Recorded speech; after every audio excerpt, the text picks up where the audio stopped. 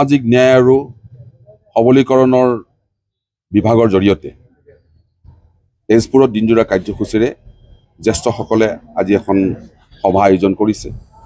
এই সভাৰ লগত সংগতি ৰাখি জ্যেষ্ঠসকলৰ মাজত অৰ্থাৎ ৬০ৰ ওপৰৰ যিসকল বয়সীয়াল লোক আছে, মহিলা পুৰুষ, তেখেতসকলে গীতৰ প্ৰতিযোগিতাৰ আয়োজন কৰিছে। এই খুব বিৰল যে অসমত এনেধৰণৰ বয়োজ্যেষ্ঠসকলৰ মাজত এনেই গীত গোৱাটো বেলেগ কথা, কিন্তু গীতৰ প্ৰতিযোগিতা পতাটো এটা বেলেগ ধৰণৰ কথা। সকলো বয়োজ্যেষ্ঠ মহিলা পুৰুষে ইতিমধ্যে নিজৰ নিজৰ গীত সুন্দৰকৈ গাবৰ কাৰণে তেখেতসকলে আখৰা কৰিছে। মই আশা ৰাখিছোঁ যে আমাৰ অসম চৰকাৰৰ যি সামাজিক ন্যায়, আমাৰ জ্যেষ্ঠসকলৰ মাজত যাতে ন্যায় সদায় থাকে, জ্যেষ্ঠসকলে যাতে সদায় সুবিচাৰ পায়, এই বিষয় লৈ পেলাই এই চৰকাৰে এনেধৰণৰ অনুষ্ঠান সমগ্ৰ অসমতে আয়োজন কৰিছে আজি। আৰু এই আজিৰ এই অনুষ্ঠানে খুব ভাল ফল দিব। আৰু ভৱিষ্যতে আমি বয়োজ্যেষ্ঠসকলক যি সন্মান কৰিব লাগে, বয়োজ্যেষ্ঠসকলক আমি সামাজিকভাৱে আৰু চৰকাৰীভাৱে যিটো আমি ব্যৱহাৰ আৰু তেখেতসকলক সবলীকৰণ কৰিবৰ কাৰণে আমি যিখিনি আগবঢ়াব লাগে, এই বিষয়ে আজি বিতংভাৱে সমগ্ৰ অসমৰ লগতে তেজপুৰতো আলোচনা হ'ব। চৰকাৰৰ সামাজিক ন্যায় আৰু সবলীকৰণ বিভাগৰ অধীনত জ্যেষ্ঠ নাগৰিক কল্যাণ পৰিষদ আৰু অসম জ্যেষ্ঠ নাগৰিক সন্মিলনৰ উদ্যোগত আৰু আমাৰ শোণিতপুৰ জিলা জ্যেষ্ঠ নাগৰিক সন্মিলনৰ মুখ্য পৃষ্ঠপোষকতাত আজি জিলা ভিত্তিত জ্যোতিপ্ৰসাদ আগৰৱালাদেৱৰ জ্যোতি সংগীত, বিষ্ণু ৰাভাদেৱৰ বিষ্ণু ৰাভা সংগীত আৰু ভূপেন হাজৰিকাদেৱৰ ভূপেন্দ্ৰ সংগীতৰ নিৰ্বাচিত গীতৰ প্ৰতিযোগিতা অনুষ্ঠিত কৰিছোঁ। ইয়াতে প্ৰায় আমাৰ ৪১জন প্ৰতিযোগীয়ে প্ৰতিজনেই ৩টাকৈ গীত গাব। গতিকে আমাৰ অনুষ্ঠানটি এইটো নতুন এটা পদক্ষেপ। তাৰ কাৰণে আমি সমাজ ন্যায় আৰু সবলীকৰণ বিভাগ তথা অসম জ্যেষ্ঠ নাগৰিক সন্মিলনৰ সকলোকে আমি কৰ্মকৰ্তাক ধন্যবাদ জনাইছোঁ। ইয়াৰ পৰা যিখন নিৰ্বাচিত ক'ত গাব? ইয়াৰ পৰা প্ৰতিটো বিভাগতেই ভূপেন হাজৰিকাৰ ৩জন, জ্যোতি সংগীতৰ ৩জন, বিষ্ণু ৰাভাৰ ৩জন, তেওঁলোকৰ ২৫, ২৬, ২৭ তাৰিখে গুৱাহাটী কলাক্ষেত্ৰত মাধৱদেৱ প্ৰেক্ষাগৃহত ৰাজ্যিক ভিত্তিত প্ৰতিযোগিতা অনুষ্ঠিত হ'ব। আৰু তাত যিসকল নিৰ্বাচিত হয়, অহা ১ অক্টোবৰ তাৰিখে তাতেই আন্তঃৰাষ্ট্ৰীয় জ্যেষ্ঠ নাগৰিক দিৱসৰ দিনা তেওঁলোকক পুৰস্কৃত কৰা হ'ব।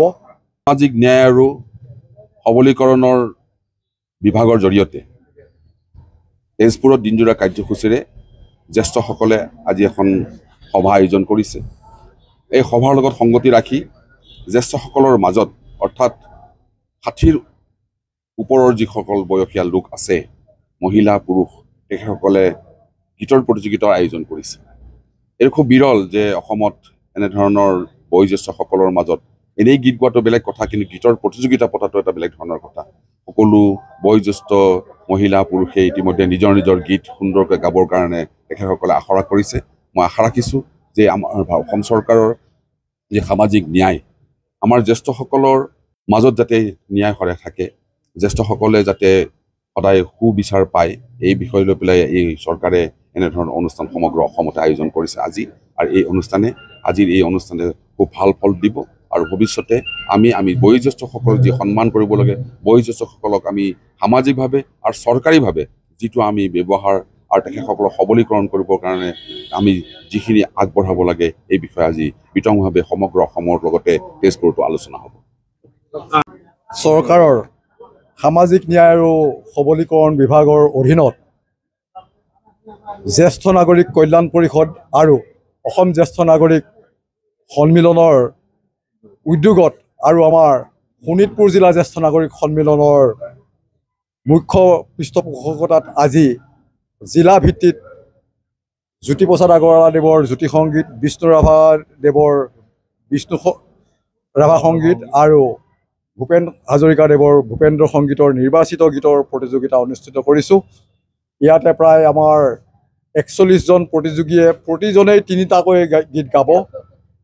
গতিকে আমাৰ অনুষ্ঠানটি এইটো নতুন এটা পদক্ষেপ। তাৰ কাৰণে আমি সমাজ ন্যায় আৰু সবলীকৰণ বিভাগ তথা অসম জ্যেষ্ঠ নাগৰিক সন্মিলনৰ সকলোকে আমি কৰ্মকৰ্তাক ধন্যবাদ জনাইছোঁ। ইয়াৰ পৰা যিখন নিৰ্বাচিত ক'ত গাব?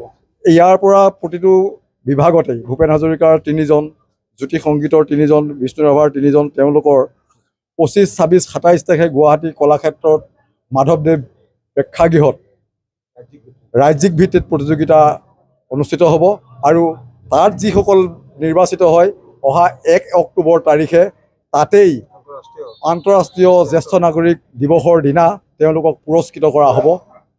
যিকোনো খবৰৰ বাবে যোগাযোগ কৰক 7099017330 অথবা 7099017390 নম্বৰত।